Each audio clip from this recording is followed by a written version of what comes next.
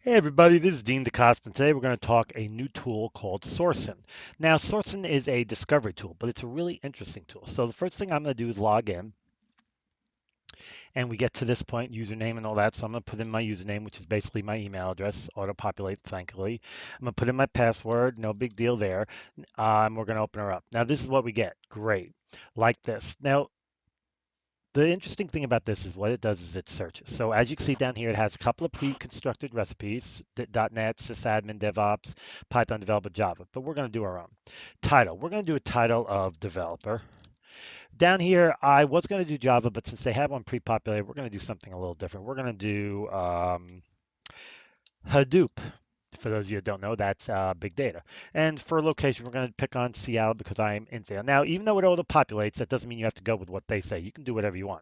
And then it has preferred current or former employer. We're not going to do any of that. We're just going to discover.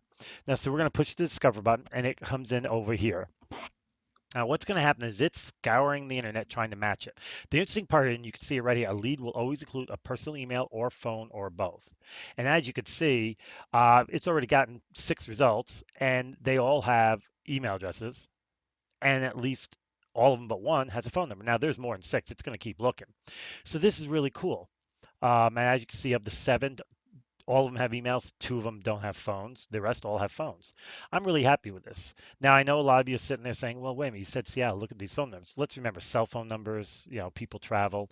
And it's going to keep going up to whatever my plan allows me. Now, there's a free trial plan.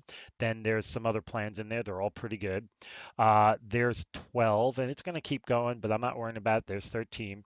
Now, let's look at what else. Number one, you can run another search. Number two, you can actually download all this information to an Excel spreadsheet, which means you can then upload it to a CRM or ATS.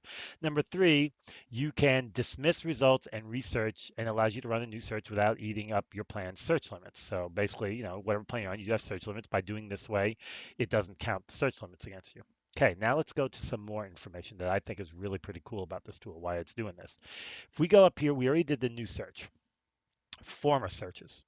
We're going to open this bad boy up and it keeps track of all your searches so that you can do a lot of different things. Number one being you can see the results. Number two, you can edit and research, which means you don't need up your own, you don't need up your allotted amount. And you can actually go ahead and make this look based on skills, based on location, based on whatever, alphabetically, up, down, whatever you want. So this is all pretty cool. So you don't have to recreate the wheel, so to speak. As you can see, I've run quite a few, and then it even tells you how many leads you got. Now, in some cases, like this one here, only got 2.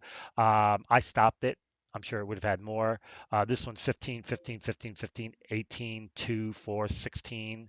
Um, and I stopped a lot of these because I was just playing with it, trying to see exactly how it works. Now, of course, you can delete these, you can keep them, you can do whatever you want, but that's what it can do.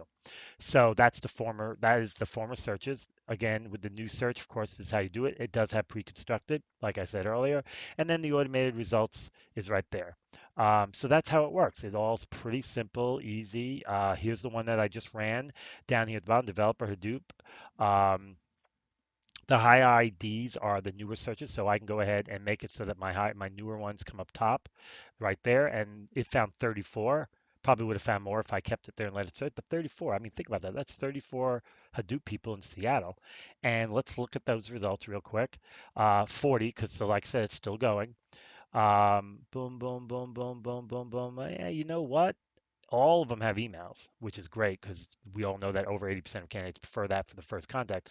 But what I like is the fact that most of them have phone. Probably, yeah, about 75, 80% of them have phones. Plus, we get other social sites, we get their employer, we get their name, what their title is, and all this, LinkedIn profiles, and then gender. If they can figure out the gender, they let you know what the gender is, which comes in handy for those of us looking at diversity. So it's a good tool. It's simple and easy to use.